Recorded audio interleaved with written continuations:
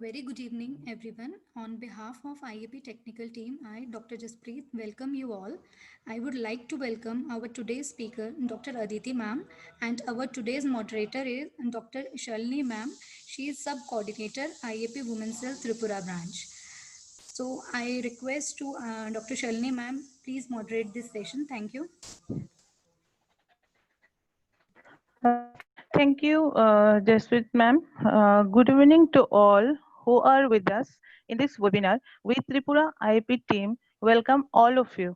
We are very glad to share with you that under the banner of IIP, we are organizing our 9th webinar on this IIP Zoom platform. Today, we have with us the renowned persona, Dr. Aditi Singh, as a resource person. She will be sharing her broad knowledge on ever-demanding Pilates in rehabilitation, clinical Pilates. Before starting our session, I want to share about ma'am with all of you. Dr. Aditi Singh is the co-founder and managing partner at Revive Multispeciality Physical Health and Wellness in India. She is the head of physiotherapy at Revive Physiotherapy Clinics, and she is the founder of Clinical Pilates in India. And she is also the founder and master trainer at Fit Mom Pilates Studios. Dr. Aditi Singh have done her masters in neurology, and she is having 14 years of experience in physical healthcare and rehabilitation. She is also a Stott Pilates certified instructor who was trained in Toronto, Canada in 2011. Since then, ma'am is practicing her Pilates with physiotherapy for patients who are suffering from various musculoskeletal problems and also in sports, women's health, metabolic, and other conditions. She is a resource person and guest faculty at many prestigious institutions with keen focus on fitness and science of fitness. Dr. Aditi Singh takes various workshops on clinical Pilates for physiotherapists and even for other medical professionals in various cities in India. She is also takes clinical Pilates sessions for her patients suffering from back pain, neck pain, postural dysfunction, arthritis, post-fractural stiffness, post-surgical muscular weakness, and even for nerve injuries. She also developed many programs combining physiotherapy and Pilates for antenatal, postnatal, osteoporosis, and urinary incontinence issues specific to women. Pilates is a new trend in fitness, which is getting very popular as many celebrities are practicing it. It is offering specific exercises regimen concentrated on core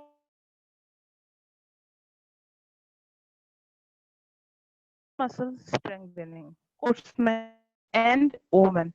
Dr. Aditi Singh has been using Pilates to help them to achieve core muscle strengthening.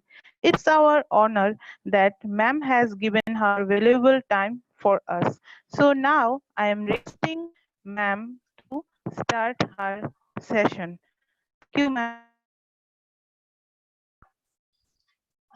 Hello everybody. I hope I'm audible to everybody. Am I audible? Yes, ma'am. It's loud and clear. Yes, ma'am. Yes. Yes, ma'am. Okay. So hi everybody. Good evening. Very good midweek to everybody. And thank you so much, Shauli, for the introduction. I'm sorry if I'm not pronouncing your name properly. And No, thank you, ma'am, it's Shauli. Thank you. Shauli. Yeah. So thank you so much for the introduction, Shauli, and thank you so much, IAP team, India, IAP team Tripura, and IAP team Tripura Women's Cell for reaching out to me for asking me to take a webinar on Pilates for physiotherapists, clinical practitioners, and movement therapists. I am also thankful for Dr. Ruchi Varshney, who has reached out to me asking if I would be able to conduct a webinar on Pilates. I am really grateful for IAP Team India. It's such an thing for honor for me to be talking to so many physios around India on Pilates, because my main focus is right now to promote Pilates more and more into physiotherapy community. So today's topic, which I have chosen, is very close to my heart. It is the clinical Pilates, which I have founded in India, which talks about Pilates in rehabilitation. Because the main thing was today for that many physios will be joining the session. So I thought, why not take Pilates for rehabilitation? And in that, I can talk about Pilates for fitness as well, because many physios are going more and more into fitness industry as well. Yes, so let's get started from here. Okay, I'm just trying to understand how to change the slide here.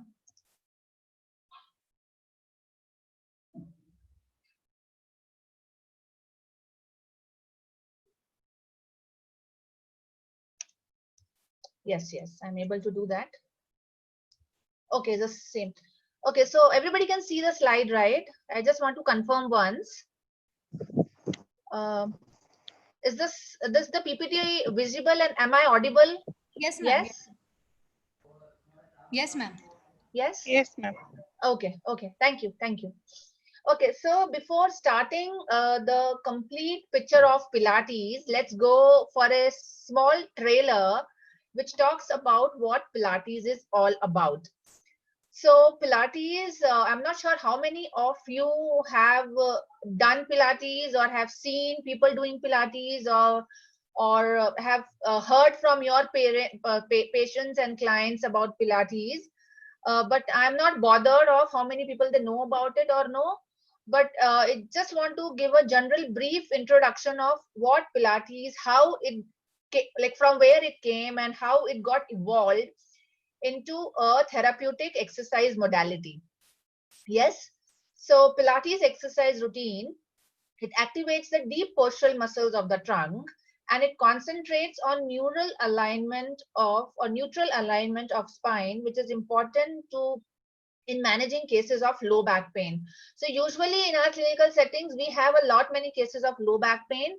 But if you know that low back pain is not limited to the pain at low back, it has so many biomechanical errors which are there in the body, which runs through cervical spine to thoracic spine to lumbar spine, ASI joint, hip joint, and knee joint.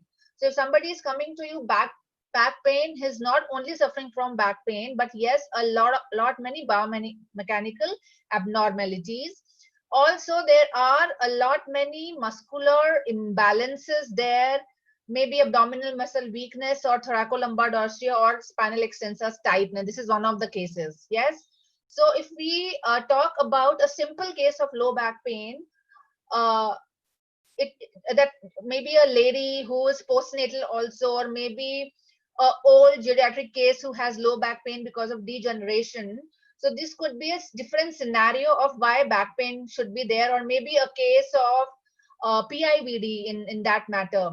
So when we talk about these cases and we want to rehabilitate these cases with Pilates, we don't see only the lumbar spine or low back pain as the area of pain or the area of some abnormality. Pilates sees the person as a person, means from head to toe, the malalignments are there or not there. If they are there, from where to where it's running. And most importantly, if malalignments are there, how to correct those malalignments, focusing on the principles of Pilates. So these principles of Pilates, they talk about correct breathing pattern, alignment of your lumbosacral junction, alignment of your ribs to the rest of the spine, alignment of your neck in respect to the shoulders, alignment of your both the shoulders, that is the right shoulder and the left shoulder, in respect to your pelvis on each side, the alignment of your pelvic bone in relation to the again rib cage, that what is the alignment to the pelvis in relation to rib cage, and what is the alignment of the rib cage in relation to the shoulder joint. Yes, so we take in detail analysis of posture of a person if the patient is coming maybe with low back pain, or maybe ACL tear, or maybe postnatal case, or with diastasis recti, or a geriatric condition, or maybe a case of neck pain and upper cross syndrome.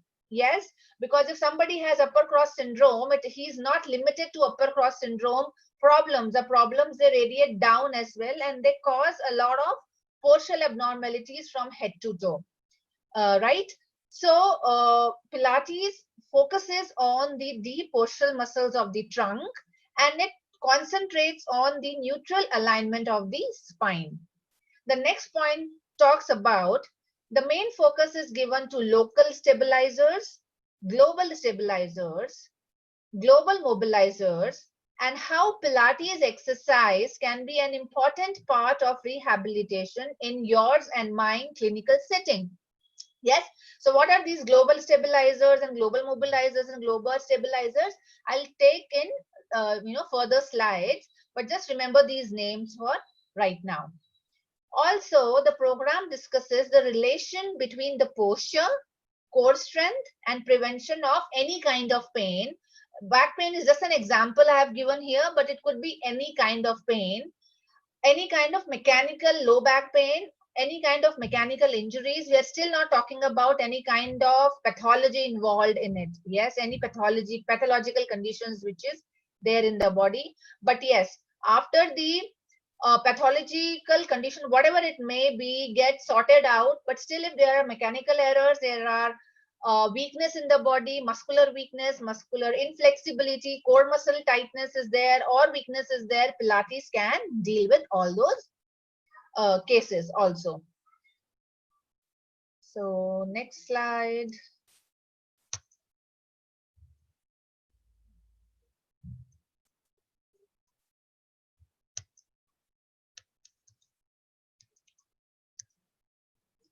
Slides are not changing. What's happening?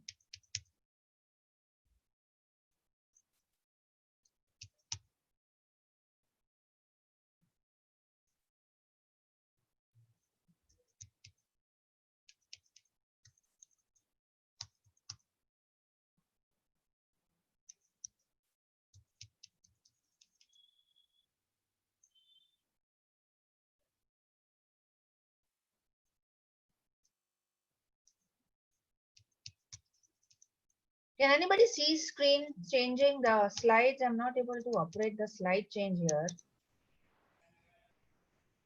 I'm not sure what is happening.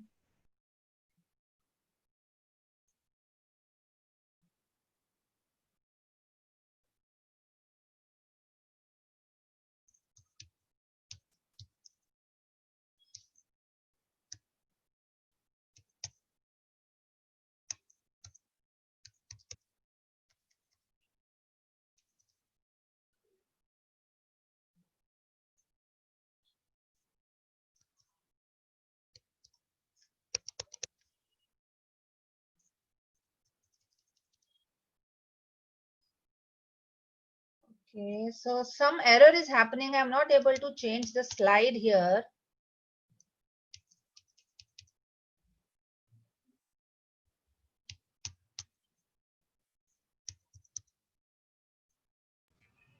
Okay.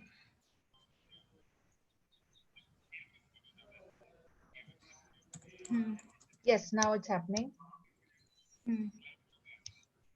Yes, so now it's happening.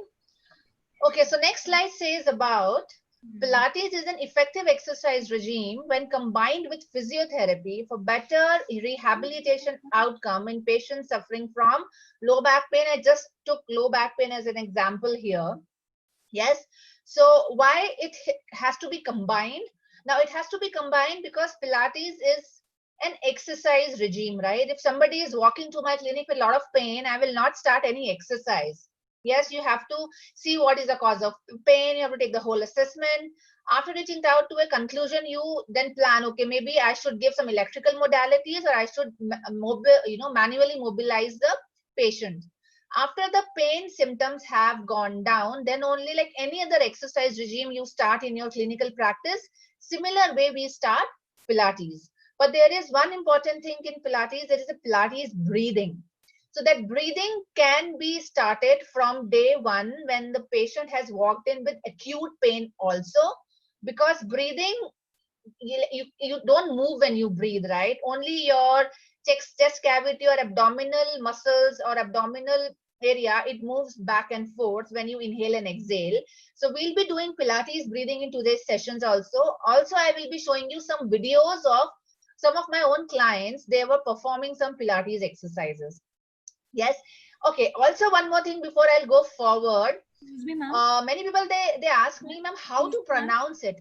So the actual pronunciation of Pilates is Pilates. Okay, it's not Pilates, it's not Pilate, it's Pilates. Yes. Many people they call Pilates or Pilates. It's actually wrong. You can Google it also. So the actual pronunciation of this particular exercise regime is Pilates. This came from Germany, so it's little difficult for Indians to pronounce it. Yes, so but it is Pilates. So what you are taking away from now here, that how to actually pronounce Pilates. Okay, next point says this is a sequence of movement which focuses on strengthening of the core muscles of the body with the coordinated movement of the upper limb and the lower limb. So there is a lot of focus given on the core muscles of the body. So what are the core muscles of the body? We would be talking about it in little brief. I would be showing you what are the muscles, origin, insertions, what are the actions, and how Pilates is focusing,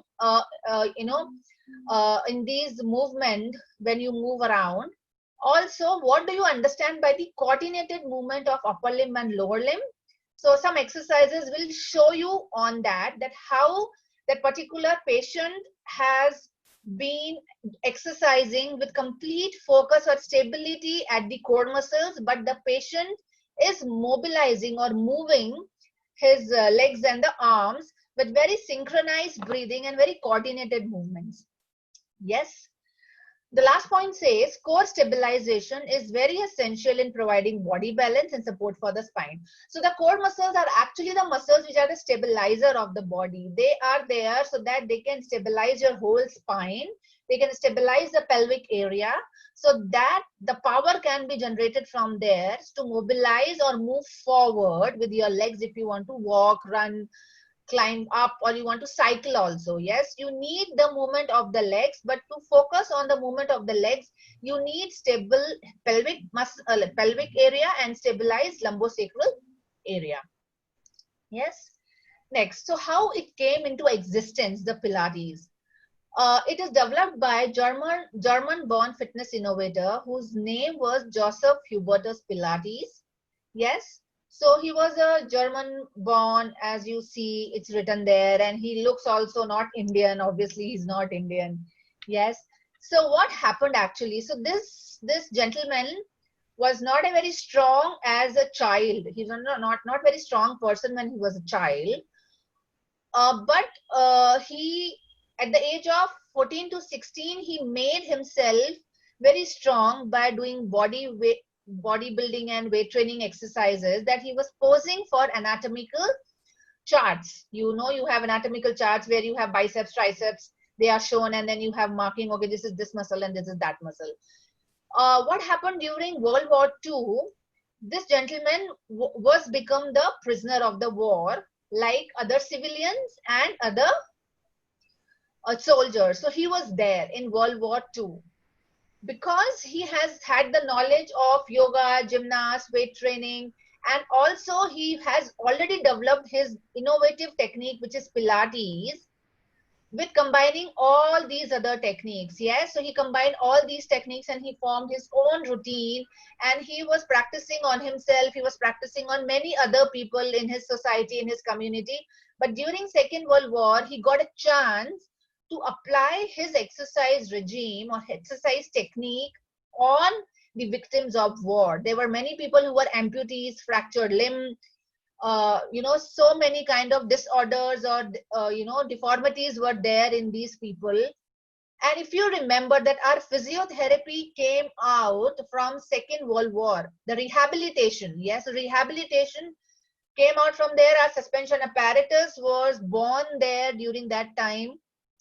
And this gentleman was in one of the prison, and he was working very closely to these physios because he was very expert in exercise science. He knew what he was talking about. His knowledge of anatomy, his knowledge of biomechanics, his knowledge of sports specific science during that time was so high that physiotherapists of that particular community, they were taking his help, also giving him ideas of how he can modify or innovate his exercise regime so that he can help in rehabilitation. Yes, so that's how it came there. So next we'll move towards, I'll just take a brief, a very brief introduction, or not introduction, very brief layout on our vertebrae system in our body. So you have lumbar spine, you have five lumbar vertebrae, and everybody knows the actions, right? You bend forward, you extend, you rotate on both the sides, and you side flex on both the sides. The most important part here, what I want to say, and I think everybody knows it, is the fourth point, which says that L4, L5, and L5S1 are these the main areas which are prone to degeneration and prone to injuries. Yes, because all the weight bearing happens there. Yes. The last point says that lumbar spine meets at the sacrum, at lumbosacral joint. The joint, this particular joint, the lumbosacral joint, allows for considerable rotation so that the pelvis and hips may swing while walking and running. This is a very crucial point to understand, that there is small amount of rotation at the pelvic bone so that you can propel yourself forward. Why I'm talking about this is because your core muscles are lying there. Yes, and we want to focus in Pilates on the core muscles of the body. So very important, core muscles of the body are lying there. They are the stabilizing factors which stabilize our body so that you can do a number of things in life. Next is your sacrum. So sacrum is a single bone that forms a part of the pelvis. It's a triangular shaped bone and it has 5 fused vertebrae. So there are no movements as such between the fused vertebrae at the sacrum, but there are small amount of movement at the joint that connects the sacrum to the right and the left pelvic bone, and these joints are known as the sacroiliac joint, and these joints are so important for transmitting the weight. If you have a patient of SI joint pain, obviously there are problems with transmitting the weight. Yes, so gait will be a problem also, along with the pain and the other discomforts which are there. So let's see some abnormal biomechanics. So you have normal healthy spine, which you require for a healthy fit human body. Abnormal biomechanics, they say, if you have maybe hypomobile joint or hypermobile joint or instability or any kind of muscular weakness, ligament injury, broken bones, or any damage to your disc or abnormal postures. So in all these areas, we try to find out where Pilates can fit in. So now what Pilates is? It is developed by a German-born fitness innovator named Joseph Hubertus Pilates in 1920. This method combines elements of yoga, breath work. So you remember the breathing part. Yes, I said in the first slide only that the breathing is so crucial in Pilates. It involves weight training, because without weight training, there is no muscle building. So whatever exercises we as a physio, we give to our clients, but there is no weight training, there will be complete failure after 3 months time or 6 months time, because your muscles, they need challenge, you know. And if you're not able to provide the challenge, the stress levels are the same in that particular body. So you need to stabilize more. You have to keep challenging the mobilizing muscles more. It also involves gymnastic movements to bring the body into proper alignment. The program also focuses on the core postural muscles as the mainstay, that it focuses on the postural muscles of the body, which keep the body balanced, and these are very essential for providing support to the spine. Okay, so last point, don't get confused with the last point. I will try to explain that. It says that it has a repertoire of over 500 challenging moves. So don't get confused with the moves. Moves are different than the exercise. Okay, so one exercise can have 4 different moves, or one exercise can have only one move. Yes, so Pilates, some exercise has maybe 4 to 6 movements also. So the more challenging the exercise becomes, the more coordinated activity is required. So this is also a mind game. You know, there is a mind-body connection to do Pilates. If you're not thinking what you're doing, you won't be able to do Pilates. So some people, they say, oh, Pilates is difficult. No, it is not. If your focus is right there, it is not at all difficult. But more than focus, you need to understand the basic picture and basic principles of Pilates also. So it has a repertoire of over 500 challenging moves based on the principles. So they have very peculiar, very, focused principle to our alignment of our body alignment. And these principles are there to systematically develop a strong and flexible torso. So in each webinar, I always say that doing weight lifting or weight training doesn't mean that you or me are looking for a body like Sanjay Dutt or Salman Khan. Are we? We are not. Yes. And we don't want to have that notion for other people that, okay, Pilates involve weight training, maybe we will build our muscles so much. No. To build that kind of muscle, it really need a lot of hard work. But there is one more thing, that Pilates also focuses on the flexible torso along with the strong torso.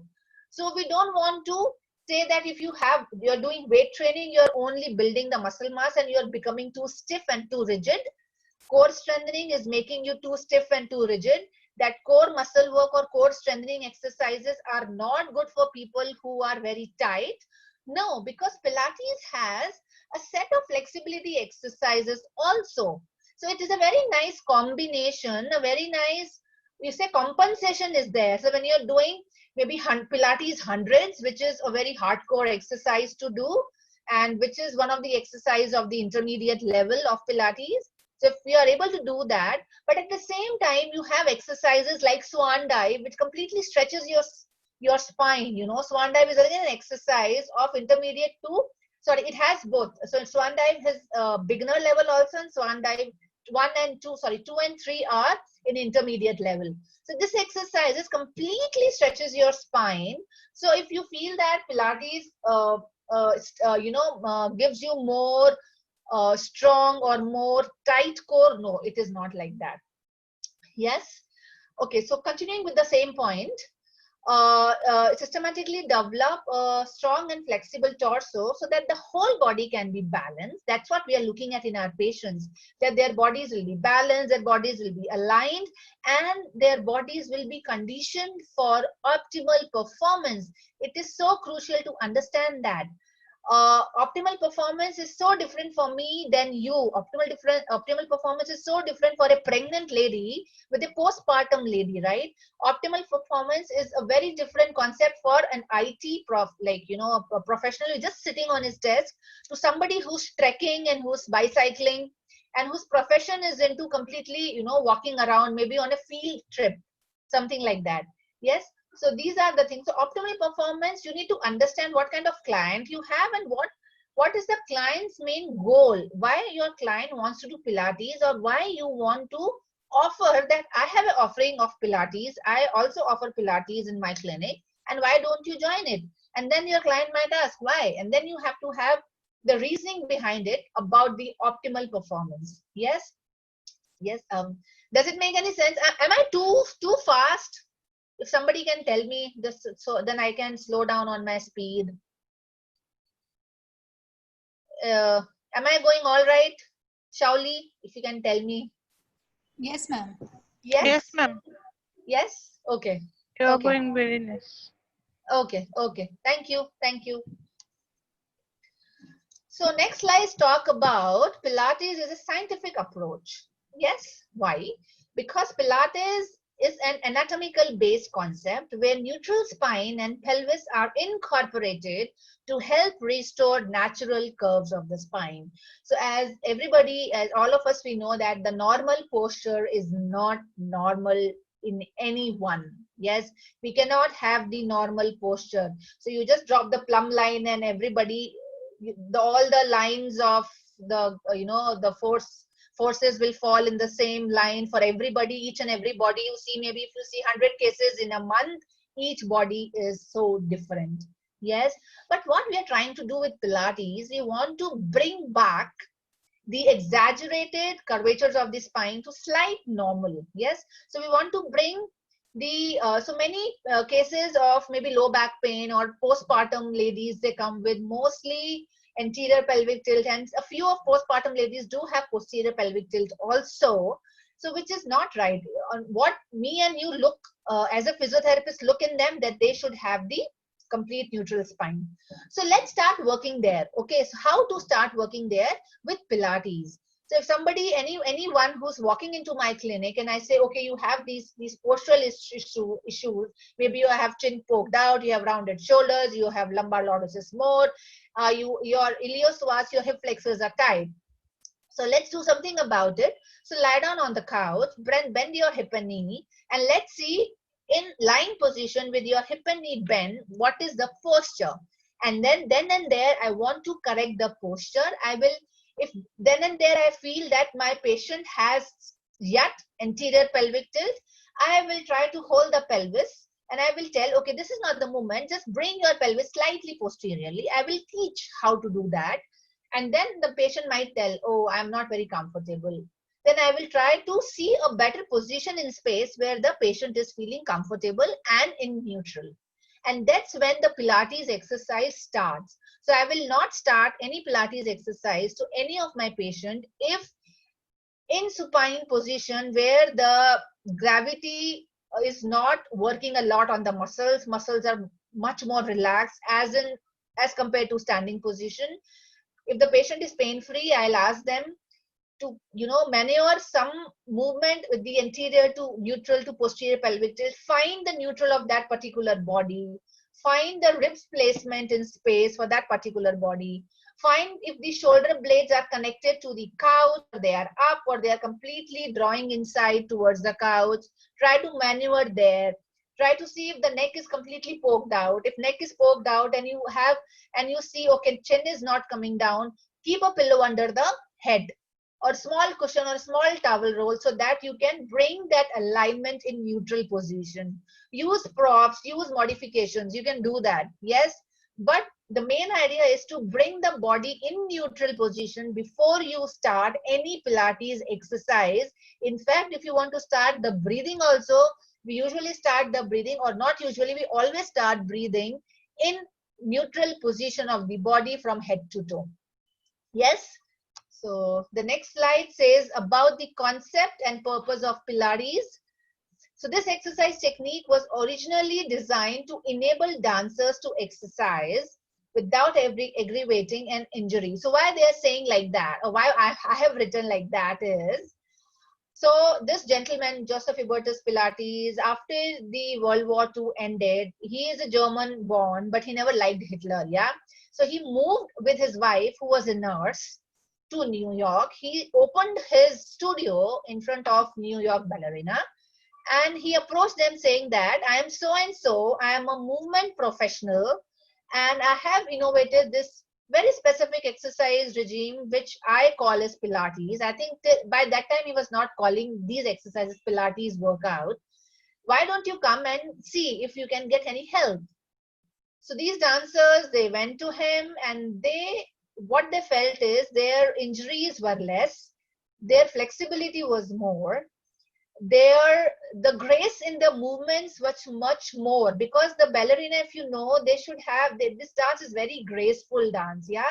So they have long reach, they spin in the air, they land very softly on the floor, and then you feel, wow, what kind of movements. So he started exercising these ladies who were very slim and trim, who were not looking for a toned or build up body, but they were looking for injury free body but with lean mass. So he was able to create long lean muscles with tone and sculpted body. That's what they're looking for. Yes. And slowly the concept of Pilates from fitness, it came to physiotherapy, where physios like me around the world have acquired or accepted this wonderful exercise regime to rehabilitate our chronic, chronically suffering patients who have been suffering with a long standing some pains and aches in bodies. Okay, so that's what we do now. After we acquired Pilates into our physiotherapy profession, we have also realized that it is so good to have give a very good gift of Pilates to these pregnant ladies and postpartum ladies for their overall fitness and overall strength in the body. So Pilates, we also do a lot of workshops and courses on prenatal and postnatal Pilates, which actually works wonders. And I think the participants who do these courses with us, they are actually very happy about it. Yes.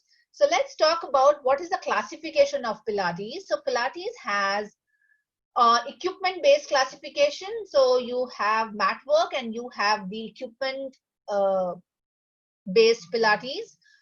So the mat work, you do exercise on the mat. If you see these ladies, they have a circle. It is known as the Pilates circle, which is very used in engaging the adductors, both shoulder adductors, arm adductors, and your adductors of the hip. It's very, very useful to use this equipment. We also use a lot of weights. We use toning balls. We use the dumbbells. I have also started using kettlebell recently, which is not a very usual prop in Pilates, but yes, I have started using it and people, they're actually loving it. We use the small ball, the 15 centimeters to 25 centimeters, the small ball comes. We use that in Pilates again to engage the inner thighs mostly.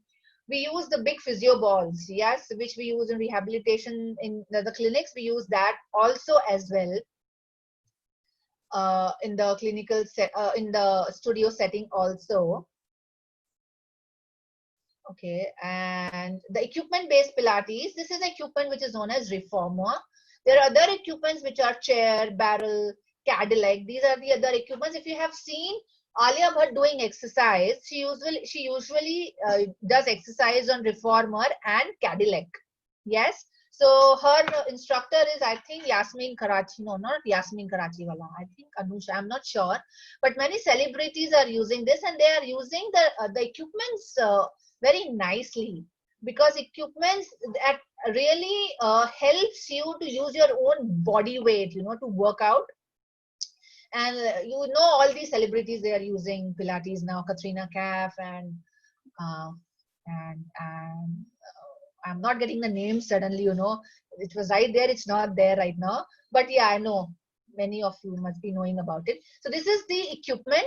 So if you can see this lady, she is holding the bar of the equipment. Her foot is on the footrest or the shoulder rest. So this can be made into a footrest. If you want to lie down, it will become the shoulder rest. If you want to put your foot on, it becomes the footrest.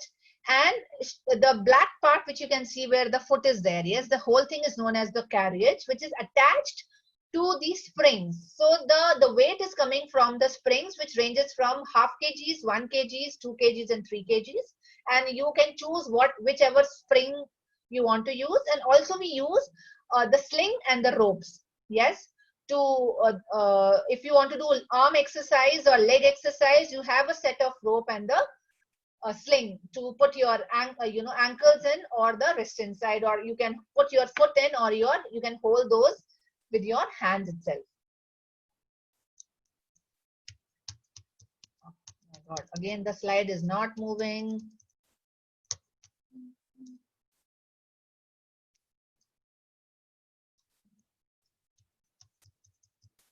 Something happens in between.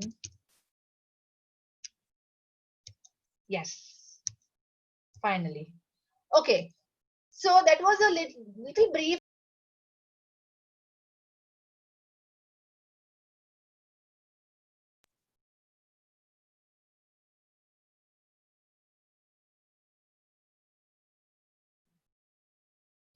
I think I got muted. I have unmuted myself.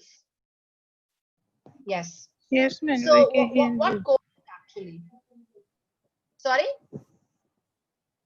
No, we can hear you, ma'am. Now. Okay, okay. Yes. So what is core actually? So we were talking about how it came and who is using it and what happens by using it. Somewhat we understood what I think somewhat we understood what happens by using it. What is core? Core, the program focuses on the deep postural muscles of body, and this is the core. If you can see the upper dome, so core is like a cylindrical shape.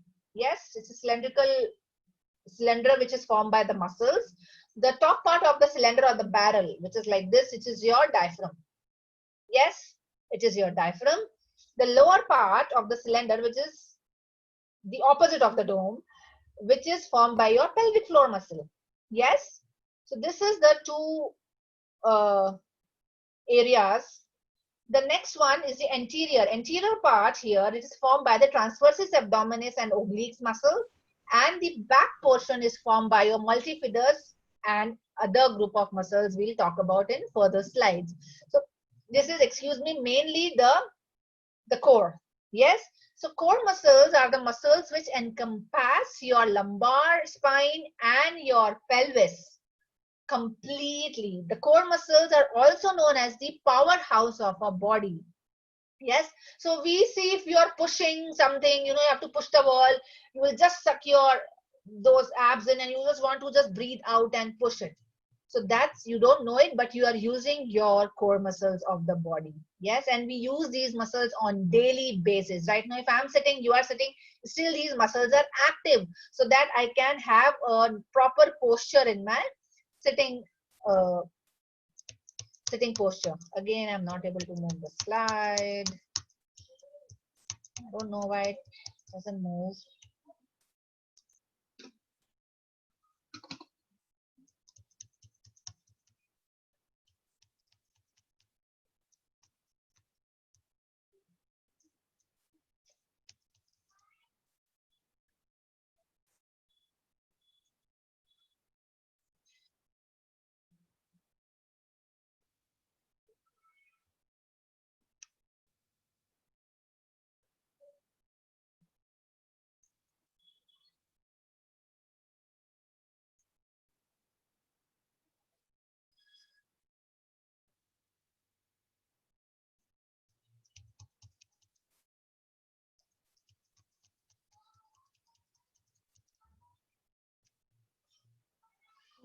Have not experienced this kind of thing earlier, that why the slide should not move, but some error is happening.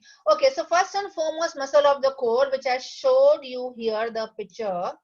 Sorry, I'm talking about the pelvic floor muscle, is the first priority based muscle of our body when we talk about core. So I'm not here to teach you what is the core muscle of the body.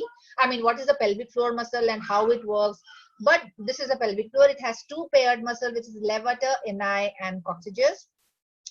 So pelvic floor forms the base of the core musculature. It has an important stabilizing function working.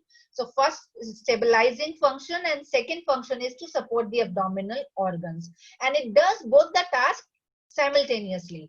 So the stabilizing function happens, which happens working against the gravity, and the supporting abdominal organ happens when it is working for against intra-abdominal pressure. Yes. So the whole thing is happening together. So all the while assisting the stabilization of the spine along the side of other core muscles. So it does that.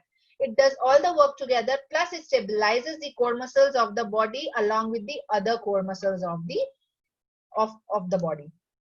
Yes, the next core muscle is the diaphragm. So we'll talk about how pelvic floor muscle is helping, how diaphragm is helping, how TA is helping. Yes. So I'll just go through these slides first. So diaphragm is the main muscle of inspiration. Our 80% of tidal volume comes from diaphragm. It's a very important muscle, and due to various stresses in the body, all of us, we breathe very shallow. We don't breathe very deep to focus on this diaphragmatic pattern of breathing. Yes. So what it does, diaphragm pushes the abdominal viscera inferiorly increasing the volume of the thoracic cavity. So what happens? So when diaphragm contracts, diaphragm is like this, right? So when it contracts, it presses the intra-abdominal content, and it creates the space for the thoracic cavity to take the air in. Yes, so it increases the volume of the thoracic cavity here. So when it is pressing the intra-abdominal content in, what happens? The belly goes out. Yes, that's what we'll focus in Pilates breathing after some bit. Okay, let's see how diaphragm and how pelvic floor muscle is working, and why you want to focus on this kind of partnership between diaphragm and the pelvic floor muscle in Pilates. Yes. So what happens when you inhale? The diaphragm contracts towards the pelvis, and the pelvic floor muscle, it elongates to accommodate for the pressure change. So this is your diaphragm again. It is contracting. It is causing increase in intra-abdominal pressure. Abdominal content are forced to go inferiorly and anteriorly. Anteriorly, belly comes out. Inferiorly, what is there? Your pelvic floor muscle, it elongates down to accommodate for the pressure change. On exhale, what is happening? The pelvic floor muscle gently contracts as the diaphragm returns to its position. Yes. So now you remember that. Okay. During inhale, your pelvic floor elongates. During exhale, your pelvic floor slightly contracts. Yes, just remember that. Next muscle comes your TA, your transversus abdominis. So it is again, it is coming from your lower ribs, thoracolumbar fascia, your anterior 3/4 of iliac spine, your lateral 1/3 of inguinal ligament, and it is inserting into the linea alba, pubic crest, and pecten of pubic crest. So this muscle is all over. This muscle is there at the xiphisternum. This muscle is there in the front linea alba. This muscle is there on the pubic bone. This muscle is there on your ASIS, your linguinal ligament, your pelvic bone, back into the thoracolumbar fascia. So this is like a lumbar corset which God has already given to us, and we are prescribing this lumbar corset, LS Bell, to our patients. Are we? Yes, we are doing that. Yes, because their inner corset is not strong enough to hold the body in stabilized position. So we need to make that muscle strong. Yes. How do we do that? We'll see now today. I can't tell you everything today. We don't have too much time. Okay, other muscles of your stability or stabilizing core muscles are rotator, semispinalis, multifidus. These muscles are in between. They're small, tiny muscles which are there. Some muscles, they go from transverse process to spinous process. Some goes from spinous process to spinous process. If you see rotator is again, you know, it's going like this. Your semispinalis is going straight up. Multifidus is also going a little longer than your rotators. So these muscles, they form the stabilizing structure at the back for the extension when we are going, or flexion we are going, but they are at the back of the spine. Psoas is a very wonderful muscle, iliopsoas. The iliacus part of iliopsoas is not there. This is the only psoas part of iliopsoas, which runs from your lumbar vertebrae to your lesser trochanter. This is the hip flexor, very powerful muscle of our body. You walk, you run, you cycle, you climb the mountain, you climb Mount Everest, you do whatever. You need hip flexion, and your iliopsoas, your psoas part has to work there. Yes. Now iliacus part comes, I think it should be there in this slide. If you can see the iliacus part of the iliopsoas, which has come from the iliac fossa. Yes, inner part of your pelvis. If this is the pelvis here, your iliacus will be here and it is inserted there. Yes, so mostly because this muscle is too active. For most of us, this muscle is mostly tight. Yes, so if you work on your abdominal muscles, you keep working on the glutes training, you keep working on the abductor training. But if you're not releasing the iliopsoas, you're not getting right. Yes, so we need to work on the iliopsoas on stretching factor. I'll go back to this slide again, which talks about the main 4 muscles of our abdominal cavity. So we spoke about transversus abdominis. On that, you have your obliques. So obliques, you have 2 obliques, external obliques, which runs from one side of costal area to opposite side pelvis, and it is crossing the midline. On the other hand, your internal obliques, it completely does not cross the midline. It stays 90 degrees. This is your rectus, your external obliques. Your internal obliques is like this, right angle, 90 degrees of angle. And then you have your six-pack abs, your rectus abdominis, which everybody wants. And you feel that somebody who has six-pack ab will have the strong core. No, it is not like that. I've seen ladies with six-pack abs, they have the problem of urinary incontinence. Yes, can you believe it? Yes, because they have tight pelvic floor, they have tight core muscles. They have just worked on building those six-pack abs, that they have not done anything else in life. They have not done any flexibility training, any flexibility exercise. They have not even focused on pelvic floor muscles at all. So anybody who's doing high hardcore intense training, I must say you should not neglect work on the pelvic floor muscle. It is really required. If you are the physio who is working with weight training, if you are the physio who are working into some kind of, sports specific fitness training, do not forget about functional training of the pelvic floor muscle. It is very important, and Pilates does that. Okay, so next we'll go to the posterior view. Posterior view talks about mainly your erector spinae and the other muscles like multifidus, rotators, semispinal cyst, which I have already spoken to you. Again, come back to the posterior view. You have very nice muscles. Okay, you want these muscles to be seen, to be very nice for your clients. And if you're into sports specific fitness, you are working in a gym or a studio, you want these muscles to stand out. Yes, what are these muscles? You have lats. Thoracolumbar fascia is the fascia where all these muscles, the extensors, they insert into. And for many of these patients, thoracolumbar fascia is tight, so we need to stretch that. Then you come to the pelvic posterior view or pelvic bone posterior view. You have glute medius, glute max, glutes minimus. You have obturator internus. Yes, so this is again a very important muscle. Your external and internal rotators are so important to understand. You just cannot work on release iliopsoas or keep building the muscle tone of the glutes, but you forget about the internal rotator and external rotator of the hip. Yes, or rather the adductors, which is coming. Okay, I think yeah, adductors are here.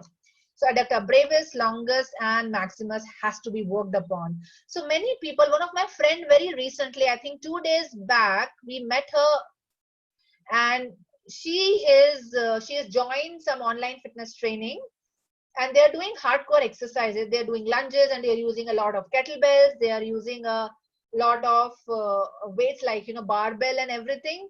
And she was completely fine before the lockdown. But during the period of lockdown, she always wanted to have something intense to do. And she was practicing yoga before that. But now, because she's just practicing with these guys, she's not able to practice on yoga. So she's not practicing enough on stretching exercises along with the weight training. And she was experiencing some knee pain. And what I figured that whatever you do, if you are not working properly on the inner thighs, your adductors, your TFL, IT band will completely go for tightness. Same thing will happen with her.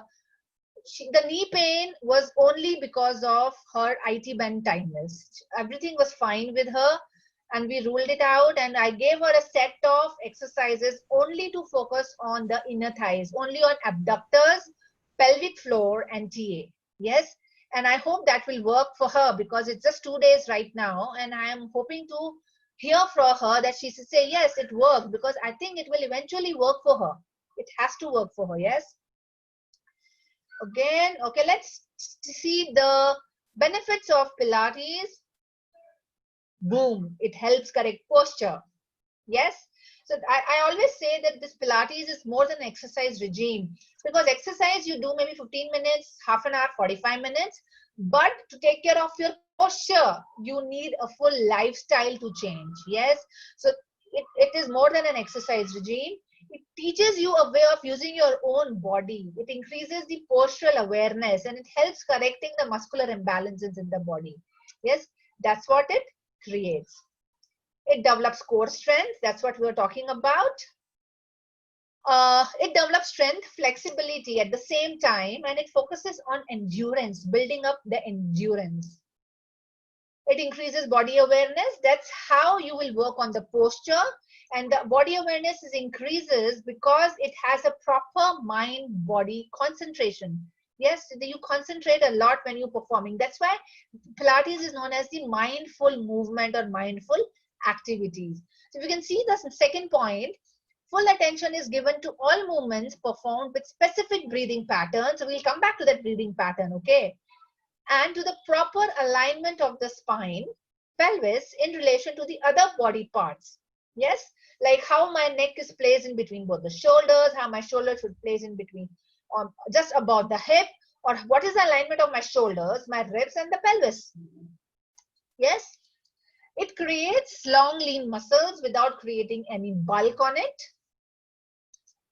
It creates an evenly conditioned body, improves sports and athletic performance, and it also prevents injuries. Yes, so we have a lot of like Bangalore is one city where people, they love sports. Yes, they on the weekends they play a lot of sports. So Bangalore is popular for soccer, it's popular for marathons, it's popular for cycling, swimming, and because it is popular for all these sports, we keep getting clients because injury has to happen. Yes, when you are playing something, so when injury happens, they come back, they come to us, and when we talk about Pilates, teach them Pilates, they keep coming back to us for improvement. Yes, it's not because they are getting injury, they want to enhance their sports performance, and that's what they keep coming back to us. It's a refreshing, mind body workout because there is a specific breathing, correct spinal and pelvic alignment, and concentration on smooth flowing movement. Smooth and flowing movement. So Pilates doesn't work in jerky movement. Okay, I should rather put it that way. There is a flow of movement pattern which has to follow in flow with the breathing. So I usually say that Pilates is like dance-like movements. You know, you perform a choreography, and then you just keep continuing to do that. So there is a specific breathing, there is a flow of movement pattern, and there is a focused planning of slowly graduating from warm-up workout, and then slowly you challenge to cardiovascular component to it, and then you bring the body to cool down state, and everything is happening in a very smooth pattern of movement. That's what happens in Pilates. So we don't hold the posture, we don't jump around in Pilates. We want to focus more on the weight training using our own self, using our own body. It actually teaches how to control one's body's movement and promote relaxation. Okay, let's come back to why Pilates in rehabilitation. According to me, these are the 4 points which I feel should be considered when we are talking about Pilates in rehabilitation. So the basic concept of Pilates is to strengthen the weak muscles and to increase the flexibility of tighter ones. Yes. So if somebody is coming to me with upper cross syndrome with tight shoulder, pectorals and weak rhomboids, what will I do? I want to first stretch them, the pectorals, and want to try to bring the strength. Yes. So that's what Pilates also does. Second point says Pilates focuses on strengthening the core postural muscles. A very important point to consider. These exercises are based on neutral spine and neutral pelvis. Until unless you achieve that neutral spine and neutral pelvis in gravity eliminated space and make a sense of that positioning in patient's mind that, okay, should be your neutral. So when you are walking, you are sitting, you are talking to somebody on phone, this neutral of your body should be there each and every time. Yes. Then only it will make sense to that client of your patient or your patient. Okay, this is how it should be. Last point, Pilates emphasizes on proximal stability and distal mobility. So we focus on the proximal stability, which is provided by the core muscles of the body. And again, we want to focus on the full range of motion of movement of the arms and the legs. The basic principles of Pilates. Okay, everybody. So let's breathe now. I know everybody is listening to me and breathing. I need more breathing right now. So let's breathe. So the basic principle first and foremost is your breathing. Second, third, and the fifth principle talks about the placement or the alignment system from lumbopelvic area to the rib cage area and the cervical placements we talk about. The fourth principle, sorry, talks about the scapular stabilization and mobilization. Your shoulder blades are so important to be considered when you exercise. And the last principle, it says that you should exercise in complete flow with full concentration and centering. Centering means mind-body connection should be there completely. Yes. So let's breathe. So what we were discussing about the pelvic floor and diaphragm, everybody remembers that? Yes. So we were talking that when you inhale, your diaphragm contracts. It pushes the abdominal cavity out and inferior. When it goes inferior, the pelvic floor has to lengthen. But what it does, it blows or it pushes the abdominal cavity outside. So we want to focus here right now on the belly breathing. In belly breathing, the focus is given on the belly coming out on inhale. On exhale, what we discussed, or not we discussed, what we were talking about was when you exhale out, the pelvic floor contracts back. Yes, as the diaphragm is coming back to its original position. Everybody remembers that? Okay. Now, I want all of you open your hands and keep your hands on the belly.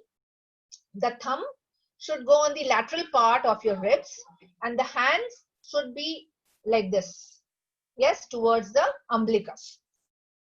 Now, when you inhale, if you want to close your eyes, you please do that. If you want to open your eyes, you can do that. But if you're right now sitting on a chair, yes, so keep your legs down. Don't sit in cross-leg position. Keep your legs down and the feet should be supported. If you can't reach with your feet, take a stool, just support your feet very nicely. Yes. And the spine should be straight. So if you're on an easy chair, move out from the easy chair. I usually prefer if you're on a dining table, sit on, sorry, if you're sitting, I usually prefer that you sit on a dining table chair for this. So you move back, your buttocks should move back and you sit straight. Yes, with your hands here. If you are sitting on the floor, keep sitting on the floor, but now you make the position in cross-leg chair, cross-leg. You sit in cross-leg position right now if you're sitting on the floor. Fine. So let's start. You inhale in through nose and focus on bulging the abdominals out. Yes, we'll do 5 rounds of deep breathing. Exhale, anyhow you want to exhale, you exhale right now. I'm only focusing on the inhale. So keep your hands on the belly. You inhale in through nose and feel the belly coming out. Yes, we'll do 4 more times. Inhale again. Inhale, inhale, inhale.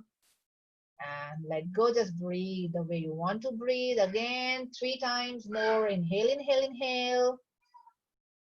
And leave it again. So if you are one who are able to feel the complete expansion of your belly, you are good. If you are someone who is not able to fill the air, I'm going completely into layman term, okay? Filling the air into the belly, it's not happening. But just imagine that you are filling the air. You imagine that your belly is like a balloon and you're just filling the air inside the belly. Yes? So if you are the one doing 3 times to 4 times effort also, you're not able to bring the belly out, means that you are overworking on your obliques. Yes? So people who overwork on the obliques, who have a tendency to tuck your abs in. Yes, many people, they just want to tuck those abs in and walk around. Many are there. I have seen many physios or many non-physios, many runners that they just want to tuck the core inside and do that. So if you are someone like that, you will have some difficulty to understand. You will feel that I am inhaling, but I am sucking my abs in. That is because this is a habit. Yes. So let's try again. Breathe in, inhale in through nose, belly out. And now come back to exhale. Exhale here, we want to focus on the pelvic floor by slightly contracting the pelvic floor. How to judge where is the pelvic floor? You are a physiotherapist, you should know where is the pelvic floor, but how to tell to your client who is a non-physio, who has no background of physiotherapy, how to say that where is the pelvic floor muscle? You usually then say, try to close the back passage. Yes, when you are exhaling out. Or you can also say, try to imagine that you are urinating and you are stopping the flow of urine.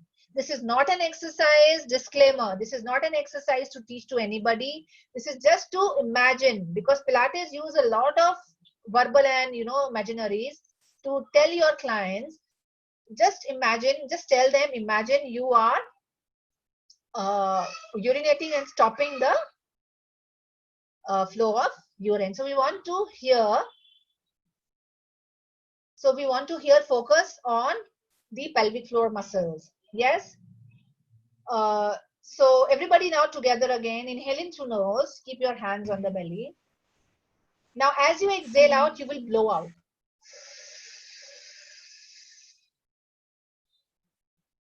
This is the exhale. What did I do? I did pursed lip breathing, which is the type of forceful expiration. This pursed lip breathing focuses on which muscle? It focuses on TA, your transversus abdominis. So when you do pursed lip breathing, you feel there is tightening of the abdominal muscles, which is happening here. So keep your hands here. So when you exhale out, don't suck your belly in. Never, should not do that. So just inhale in through nose. Exhale out through mouth.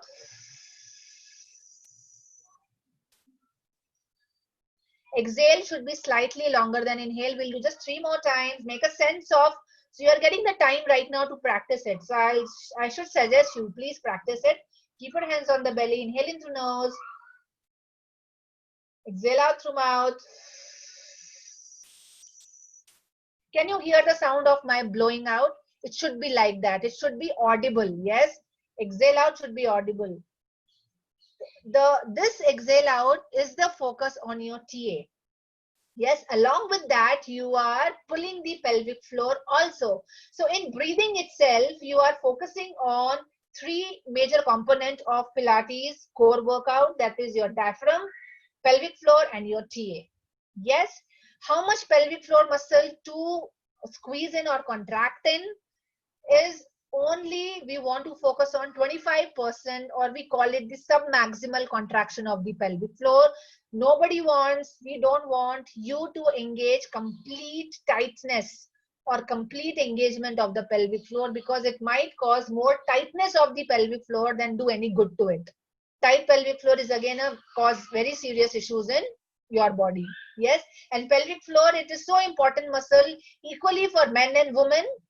In men also, pelvic floor contractions are important. In women, they are important because of pregnancy, postpartum, menopausal difficulties are there. So pelvic floor contractions has to be there on exhale, but only 25%. How to judge that? You first judge what is your maximum, and then you try to cut it down 50% and 25%. Yes. The other principles that talk about lumbopelvic placement, rib cage placement, and cervical placement, they are more to do, or I should show you practically, which I'm not able to do today. But we can plan it sometime. We can plan it. If you want to really know more about Pilates, please reach out to me. You have my contact details. You have my number. You should be having my email ID. You can search for me on Facebook. I am there. Pilates with Aditi. On Insta, I am there. Aditi Clinical Pilates. So you can search me. I would be really be happy to talk more about Pilates to all of you. Yes. So, but in a small briefing, I can give lumbopelvic placement has to do with more on the neutral spine of the pelvis. So that you place the pelvis in neutral and you do all the movements in neutral of the legs, obviously. Rib cage placement comes when we are doing any movement with the arm, that I am doing any movement with the arm, or if I am holding a dumbbell or a kettlebell with my arm, my ribs should not expand. So what is there? Why should not expand? Your RA and your obliques are attached to the costal cartilage and on the ribs on the side. Xiphisternum, and your sternum is where your rectus abdominis is there, and that is your sternum and your rib cage are forming the thoracic part of your body, right? So contracting the abdominals at the level of the ribs when you're doing any arm movement stabilizes the thoracic spine. Yes, and it gives a more range of motion to the arms and the shoulder. Same thing happens with cervical placement when we talk about. So when any patient is lying on the mat or the floor on the couch, if the chin is like this, you try to bring it down. You can either place a pillow at the back of the head. If somebody is like this completely in, you want to bring it out. Yes. In that, to do that, if you feel there is some tightness of your trapezius or your rhomboids or some pectorals, stretch it. Yes, you can do that. You are a physio, you should be able to do that. Stretch those areas, stretch those muscles. If you need mobilization, mobilize them, and then bring back to a complete neutral state of their anti-gravity position of the body. Not anti-gravity, sorry, gravity eliminated position of the body. Yes. Scapular stabilization, mobilization talks about, again, having the scapulae in place. So many people will be like this, you know, they will be sitting like this, they will be driving like this, they will be riding like this. Simply watching TV also they'll be like this. So scapular stabilization is so important. We want scapula to be down and easy in performing any exercise. Yes, if you're doing exercise in all four quadruped position, make sure that the scapula are not going towards the ears. It should be down and easy. Yes, these are the principles of Pilates, and these are the foundation of Pilates. If you know these principles, you can do so good with Pilates exercises. If you're doing Pilates exercises without knowing these principles, means you're not doing Pilates. You're doing something else. Yes. Okay, my slide is again not working. It's not moving again.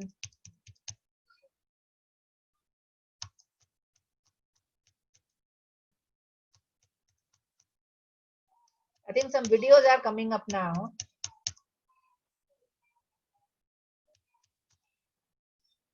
Oh, wow. I'm not sure why this is happening.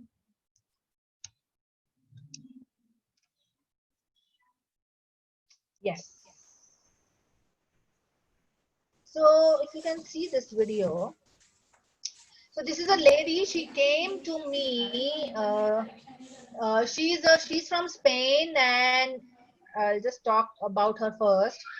So this is my second studio, which I shifted 4 years ago because I needed a bigger space. So when the work was still going on, and I was already seeing the patients that time and having the classes going on that time. So she's a painter, and she was working with a school who were working with the underprivileged kids, and she used to work with them, and they were into art and craft. So she used to do all the illustrations for them for the books. So she had to sit continuously to finish those illustrations. She used to sit 4 hours a day, 6 hours a day, 8 hours a day, depending on what time limit she has that time, that particular day. So she came with me with acute pain on the trapezius, rhomboids, multiple trigger points she had. I tried to solve her trigger points with the manual therapy. I'm a manual therapist. I don't do dry needling. I'm not into needling and stuff. I don't do them. I'm completely into manual therapy. I am completely into Pilates, and it really works wonders for my cases.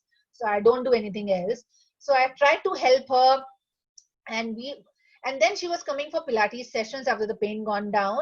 And this is the Pilates with ball I started with her, because what happened when you have upper corner syndrome, obviously you have some mechanical changes which are happening at the lower lumbar vertebrae also, right? So she had lordotic spine, the way she had more posterior pelvic tilt.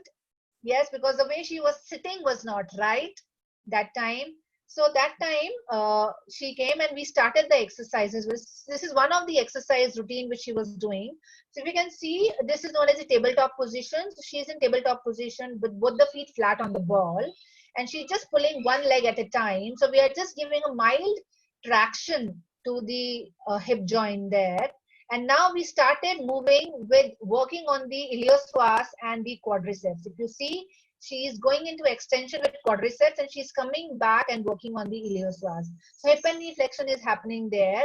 And the other side, if you can see, some tilt you can find in her pelvis, because still she's not very stabilized position. If you can make out, very closely look at her pelvis, slight pelvic tilt. Now on my command, she was able to control those pelvic tilts, if you have observed. This is known as the rib cage placement. So what is happening? She's taking her arms in elevation completely. And when we talk about the rib cage placement, we say when the arms are going back towards the ears in elbow extended position, the ribs should not pop up. So popping out of the chest should not be there, which is not there in her. Yes. So at home after this session, you try it out. Everybody lie down. Try to take the arms towards the ears. You will always feel that there is chest popping up is happening, which was not happening right now. Yes. So now we'll move towards the second slide. So this was a case of a male IT professional. Yes, I'm saying right. PIVDs, 2 times he got, surgeon asked him to go for surgery. As everybody, they come to us, they don't want to go for surgery, and we try to repair them as much as possible.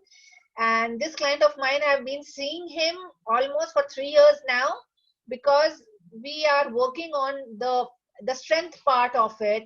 And now he just loves Pilates. For last, I think 1.5 years, he's just coming back because he just loves to do these exercises. And he feels without doing these exercises, he's not able to sit for long hours. Yes. So see what I was talking about, if you know, it's a repertoire of movement. Yes, where the spine is in stabilized position, where with the coordinated movement of the arms and the legs for synchronized breathing. So if you can see here, what we are doing the crisscross movement of the arm and the leg using the TheraBand. So he is into complete neutral structure. If you can see, his pelvis is into complete neutral. He's not anteriorly tilting when he's pushing forward. Usually if you see any of the patient, if you just without any instructions, you tell them just to push it, their pelvis goes into anterior tilt when they are pushing into the band. Yes. So the control is required that you stay in the neutral spine of the body. There is this position of the pelvis, which is known as imprinting of the spine, which is focusing on the slight posterior tilt because the legs are up. So when both the feet are down, you have to be neutral.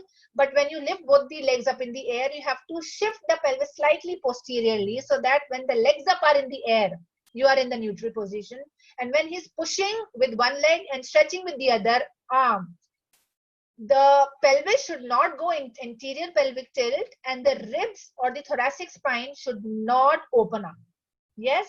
So here, what are the basic principles he's following? He's following the principle of breathing. He's following the principle of lumbopelvic placement. He was following the principle of rib cage placement. He's also following the RAS principle of flow, concentration, breathing is there. And his neck is placed very much better. When he came, he had chin poked out. I always used to place a pillow behind. Yes. So next video I should show you now.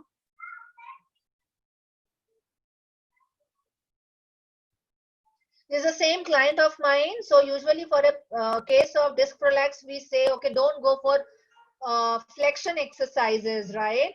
But we promote flexion exercises also after a while when there are no symptoms, when the patient is completely up and running. This is again one exercise. This is known as the downward dog position. So he is moving from plank to downward dog position of the spine. And he is stabilizing his shoulder, like scapular stability is higher in this exercise. The next video is coming up of prenatal Pilates. This is me, my second pregnancy.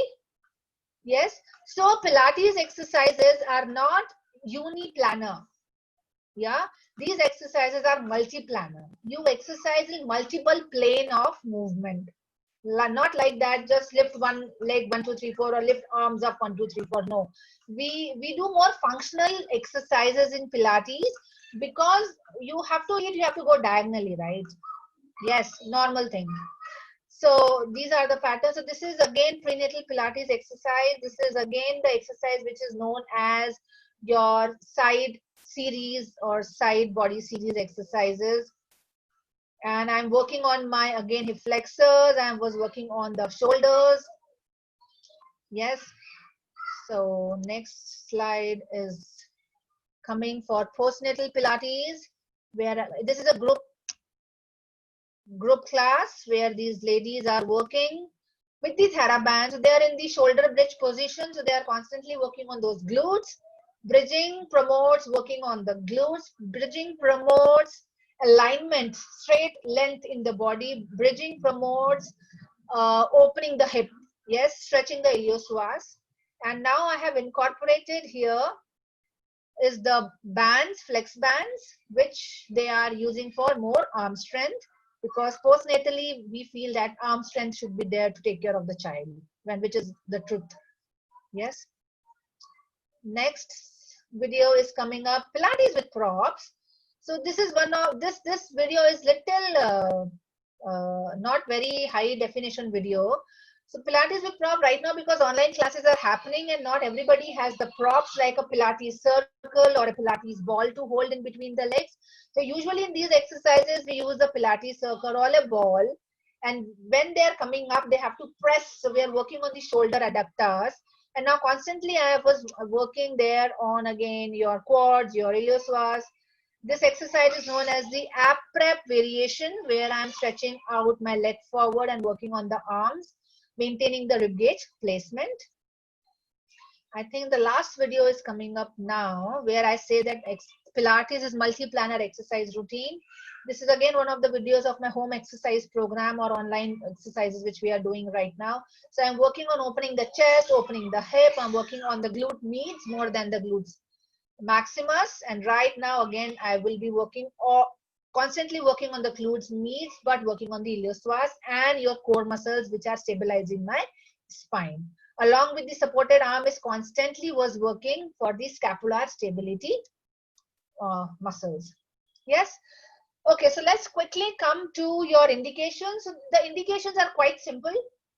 All the indications which are the indications for each and every case which you see are the indications for Pilates also.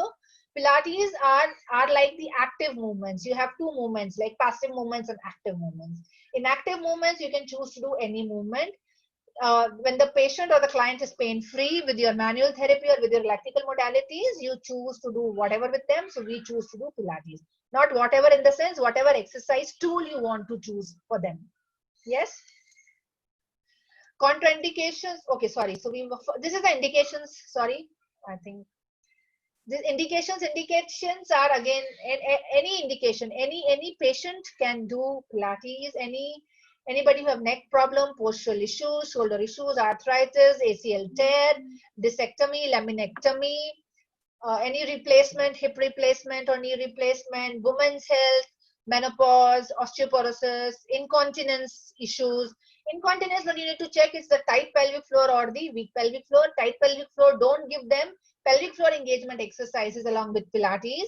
Weak pelvic floor, go for them. Yeah, contraindications are the same contraindications which are there for any clinical setting for any condition. Yes, and let's come to the conclusion. So what conclusion says? Conclusion says that Pilates is an effective tool as an add-on in exercise therapy for various conditions. Fine. But you need to be trained in Pilates. You should know what are the basic principles, how to acquire those basic principles, what are the exercises, how to judge what exercise to give in which phase of the injury. You have acute, subacute, and chronic phases, right? So some exercises can be given in acute phase, some in subacute, and lastly, everything can be given in chronic case. Yes. Again, depends on the pain and the level of the stiffness or tightness. A set of exercises that concentrate on core muscle strengthening, which is a requirement that I feel that all the physiotherapists should acquire. It should be there. Yes. Okay, Pilates is a very new approach in physical rehabilitation. So what I feel that a research-based approach should be required, should be employed to treat specific conditions. So if you are a student of masters, you choose this topic, get in touch with me. I would be able to help you. If you want to publish a paper on Pilates, maybe you are a clinician, maybe you are a academician, please approach me. We can work together. We can do some research, based approach on Pilates, because researches are not enough, are not there. Much researches are not there. Yes, so that's it. Thank you so much. I think that was it for me to say about Pilates for today's session. I was able to show you some videos. Dr. Soumya was asking me to perform and show some videos. I'm so sorry I couldn't do that because the setup was not allowing me to perform some exercises and show. But we can do sometime next, some practical demonstration. We can plan for something like that in next session. Yes, so Thank I you, am ma'am. open for the queries. If anybody has any queries. Yes, ma'am. Ma'am, hello. Yes, please Ma'am, tell can me. you hear me? Yes, I can hear Yeah. you. Okay. Ma'am, some participants want to know, like, I'm reading out the questions, like, Yes. what are the various groups of exercises? So see, the group of exercises will be completely a practical approach. To tell you the group of exercises, I must be able to show you what are the principles in practicality. Because the principles only forms some 15 to 20 exercises are derived out of the principles. Lumbopelvic placement, rib cage placement. So you need a practical session for that. I'm sorry. And some exercises I was able to show on videos. That's it I can show you for today. Yeah. Yes. Ma'am, see the contraindications again. Sorry. Contraindication that page she want to see again. Somebody wants to see, okay, I'm trying to go back. But see, contraindications are the similar contraindications. You know, acute injuries, any bleeding issues, any head injury, any spinal injuries. Okay. Okay, ma'am. First trimester of pregnancy, we usually avoid. Only we can do some breathing and some arm exercises. I'm not able to go back. As I'm able to go back Okay, in ma'am. that slide, I'll It's show it okay. to you. Fine. Okay, ma'am. Ma'am, somebody want to know what is the difference between Pilates exercises and spinal extension exercises? Spinal extension exercises will be the exercises which are allowing your spine to go in extension. Pilates exercises are the core workout which focuses on stability factor with the core, but you are moving your body in all the possible planes you can move. You can do exercise in flexion, extension, rotation, side twist, all the planes possible. So Pilates is not one planner exercise, that, or you can say only flexion we can do in Pilates. So if a case of PIBD comes to me also, if I have to do Pilates, I have to have some flexion based exercises which I can give to this client. So if you are doing an exercise session maybe for 15 minutes or 30 minutes or 1 hour, all the parameters has to be there, that you have to move the body in all the planes of movement. Also, the breathing has to be there. Synchronized breathing has to be there. Yes. And there is no upper body or lower body workout in Pilates ever. If somebody is telling you, okay, we'll do upper body Pilates, no. Pilates is a full total body workout. Yes. Okay. Yeah, ma'am. Another person want to know what makes Pilates different from aerobic exercises.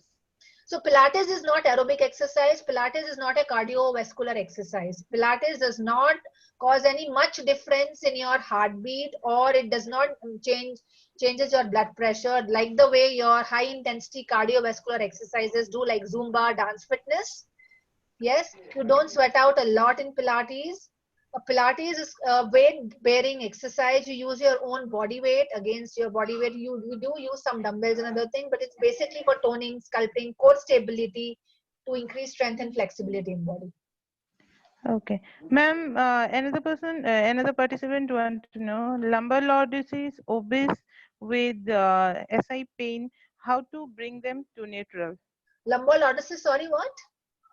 Ma'am, it's written like lumbar lordosis, even in obese patient with SI pain. How to bring them to neutral? SI joint pain, as I said, if pains are there, reduce the pain. So when pain is reduced, they would be able to perform much more movements. If you still feel the pain is not a much factor, but stiffness is the factor, which they are not able to move their pelvis in relation to the SI joint, yes, you mobilize them. Give mobilization to pelvis, give mobilization to lumbosacral area, give mobilization to SI joint.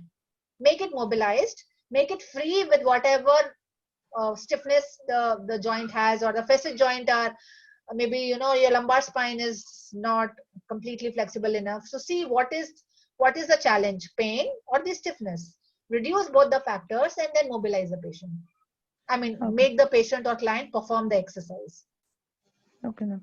Ma'am, another participant want to know, women having any menstrual issues can also use Yeah, so I usually say if you have heavy bleeding on day one, don't do that because you will feel tired. Heavy bleeding means more blood is going out. You feel tired, you feel lethargic. So don't push yourself that time. Don't do any exercise, just take rest.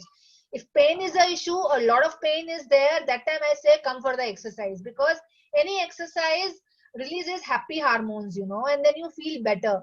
But don't push your clients on day one specifically. Day two, day three, I usually say come off for the class. You should do that, no worries. And many exercises in Pilates, they reduce menstrual pain. So many people, they say that whatever dysmenorrhea they had for last so many years, after doing Pilates for 1 month, they don't have any issues. Okay. Ma'am, another person want to know, can you suggest Pilates exercise for urinary incontinence? Already you told. Sorry, come again, Shirley, please. Ma'am, she want to know, ma'am, can you suggest Pilates exercises for urinary incontinence? Yes, we do. We should know what is the cause of urinary incontinence. But pelvic floor movement, anyways, you give Kegels, right, to these urinary incontinence patients. Involve Pilates, involve more functional approach of pelvic floor than only Kegels.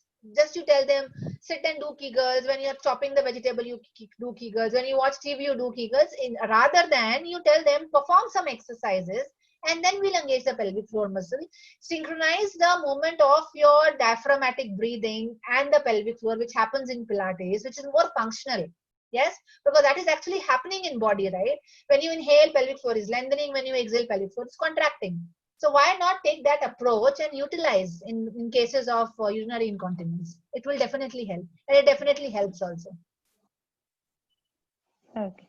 Ma'am, another participant want to know, balancing problem is a great issue in Parkinson disease. Whether Yeah. Pilates helps in that case too? Yes. So I remember two or three of my people who came for the Pilates workshops. Their base was, anyways, my base is also neuro rehab, but I am completely into full clinical practice because I'm into a clinical practice. But these ladies were completely into neuro rehabilitation center. And two of them, they had worked on Parkinson's patients also. And they kept writing back to me saying that ma'am, Pilates exercises are actually working with these patients in balance training as well. So it works. You should know what exercise to give, which principle to focus on that time. Ma'am, parameters of Pilates? Parameters of Pilates. Yeah, There are no Dr. Pooja parameters, there Kumar. are principles of Pilates. Okay. Okay. Up to which month of gestation period we can do Pilates? Which period of trimester? You're talking about the which week? Yeah, which month of gestation period we can do Pilates? Yeah, till the last day. If the 7 o'clock evening labor pain starts, till 6 o'clock she can do exercise in the evening. There are no rules. Exercises are very fruitful during pregnancy, so they can exercise till the last day. If the C-section has to be planned, like me and my both the kids, I did everything, but my both the kids are C-section, and the last day, so one for my first child, 7 o'clock, had to go to the hospital till 3 o'clock. I was in my sessions, I was taking the sessions, I was performing with them. For my second child, also same thing happened, and my mother was really upset about it. But yeah, you can do. See, if you're doing continuously exercises from second trimester or third trimester, also maybe from 30th week onwards, you can do these exercises till the last day of the delivery. I mean, till the day of the delivery. Yes. Yeah. So if there are no complications, there is no vaginal bleeding, there is no giddiness, there is no pregnancy-induced hypertension, there is no pregnancy-induced diabetes, these exercises can be continued till the end. And also it also depends on the comfortable factor of your prenatal client, how comfortable she is. Ma'am, another person want to know breathing time, ma'am. Just she looked breathing time for Pilates. Breathing time. So breathing has to be done in all the movements. You inhale in one movement, you exhale on one movement. If you're lifting the arm, you inhale, and you're bringing the arms down, you exhale.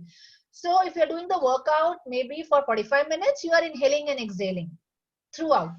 Yeah, yeah. There is no breathing time as Okay. such, but it's throughout. So each movement has a breath.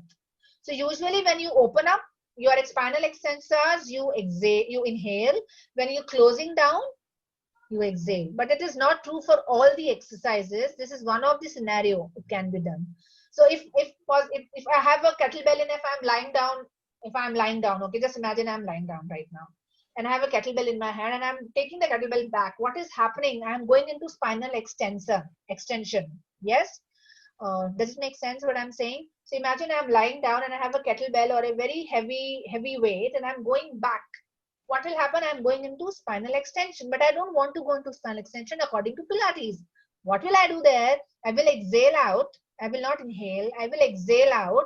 I will control my ribs inside. I will use my abdominal isometrics, and only I will take my arms up holding the dumbbell, and my rib stays there. So that is you are going for extension, but you are exhaling. So each exercise is different to understand, and each exercise breathing also then becomes little different to understand them. But yeah, breathing is there throughout. Okay, ma'am. Another participant want to know in PIBD how much Pilates exercise are effective. How much exercises are effective? I didn't understand the question only. In PIBD, how much Pilates exercises are effective? I mean, it's effective if the patient is able to do from basic level to intermediate level to advanced level also, let him do without any pains and aches. But if anything happens again, maybe he has a fall again, then you have to stop the exercise and start from back to square one. So Okay. exercises can be performed in all the levels. Okay, ma'am. Ma'am, what is the role of Pilates in case of sway back? In case of? Sway back. Okay, see, sway back again is the posture, right? Where you have the posterior pelvic tilt of the spine, and you have the the sway back posture, they call this a posture of a lazy people. Okay, you were just swaying back and walking. So here the basic thing is like you have lumbar lordosis, you have protracted shoulders, you have lumbar lordosis. With lumbar lordosis, you have posterior pelvic tilt. Correct all that. Pilates will work. Okay. Ma'am, another person want to know how can we maintain the pelvic position Okay, I in can see that question, Shauli. How can we maintain the pelvic position in pelvic neutral position? initially when the Yes. individual is not able to control the tilting? That's what Control we the do tilting. in supine position. That's what we do in supine position. Supine position is the gravity eliminated position. So the forces of gravity are not acting as much in supine. They are not acting as much. They act in standing. Yes. The next part is how can we maintain the pelvic position in neutral initially? It's the same thing he's asking. That person is asking. Yeah. So you do in supine position where you are able to control and where you are visually see. And then you can say, okay, it's again going into anterior tilt. You know, bring it back into neutral. Yes. Yeah. Okay. Ma'am, another person want to know in disc herniation how Pilates will be effective. See, in disc herniation, what is the cause of disc herniation? Yes. So disc herniation, initially it's very painful that the patient is bedridden for 4 to 6 weeks time. Slowly he comes or she comes to your clinic, you give some electrical modalities, you try to reduce the spasm, do all that. Yes. And then when the exercise will begin, you start with Pilates breathing, you start with the first and second principles, slowly go to the fourth and fifth principle of Pilates, and then we start the basic essential routine of Pilates. That's how we work like that. Yes. So it focuses on the core muscle. Once your core muscles are stronger, your PIVD patients also, they will know how not to again relapse, go back in the same. Because what happens with these cases, you can get back this prolapse again and again, right? If you're not maintaining good posture. So by doing Pilates, their core muscles are weak, they are in good posture, they are more stronger, they are more fitter. And that's how you will help them. Ma'am, another participant want to know, it is said that tucking tummy in and up activates transversus. Do can we incorporate Okay, so it Khyati, I should tell you, in from Pilates? whoever told you, go back to that person and tell this is wrong. Tummy tucks. Okay, everybody sit straight and just tummy tuck. Tummy tuck means you're sucking your belly button inside. Do that and see which muscle will work. Come on, everybody. I'll count till 5. Everybody tuck your tummy in and tell me, or just write down here, which muscle you feel it's working. 1, 2, 3, 4, 5. Did you get which muscle? Tummy tucking, what is happening? You are working on obliques. Did you? I mean, you have to really make a sense of the movement of the muscles which are working in the body. If you just tuck your tummy in, if you just suck your tummy in, your obliques are working. Your transverse abdominis will only work on purse lip breathing. Very slightly you purse lip out and you very slightly contract your abdominals towards the spine. That is your transverse abdominis. We do say in Pilates, tuck your tummy in when we want to engage obliques. And in many exercises, we want obliques to stabilize the pelvis. So we use for pelvic stability, like I have to do maybe hip extensions in prone position, or maybe I have to do a bridging single leg bridges. That time I need my obliques to specifically control or stabilize my pelvic bone. That time I will say tuck your abs in. I use this word, tuck your abs in, but you should know when to say and when not to say. Tucking the abs in will not only use your transversus abdominis, but also uses your obliques, which you don't want to work each and every time in each and every exercise. Okay, does it make sense? Yes, sir. Hello, ma'am. Yeah. Yeah, ma'am. Another participant want to know: do we have any dosage like repetition sets, Yeah, number 6 of to days? 8 repetitions. 6 to 8 repetitions you can do each exercise. Okay. How Pilates helps in sports injuries? Pilates helps in sports injuries because Pilates helps in stabilizing the spine. If you stabilize the spine and perform any movement, the movements are much more appreciated, and movements are much more pain-free and injury-free. So for that, once you need to see, perform Pilates once to understand. Yes. So, but it definitely helps in enhancing sports and athletic performance and athletic conditioning. There are many exercises which help there. Okay. Ma'am, another person want to know how to cure severe sciatic pain and vigorous tremors occurring through Pilates. Occurring through Pilates. The sciatic pain is coming from Pilates. Does it mean that? No, they How want to to reduce. cure See, it? any pain. See, Pilates is an exercise program. Fine. It is, if the pain is not there, you do exercise. That's what we do it, right? In a clinical setting. When pain reduces to maybe 70%, then you say, okay, pain is reduced to 70%. Let's start doing some exercises. Yes. So when the sharp shooting pain is not there, that's how you are starting the exercise program. And also vigorous tremors, in relation to which disorder or disease is mentioned there, I'm not sure, so I can't comment on that. Vigorous tremors in what?